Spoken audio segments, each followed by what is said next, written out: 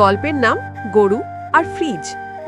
এক গ্রামে ছিল এক সোজাসাপটা কৃষক নাম হরিদাস, আর তার বউ সরলা ছিলেন একটু চালাক আর আধুনিক চিন্তাভাবনার। একদিন সরলা বাজার থেকে একটা নতুন ফ্রিজ কিনে আনলেন। এত বড় টিনের বাক্স ঘরে আনলি কেন?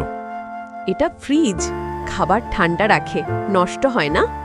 পরদিন সকালে হরিদাস খামার থেকে তার প্রিয় গরু লালুর জন্য ঘাস কেটে আনলেন। হঠাৎ মাথায় এক বুদ্ধি খেলে গেল।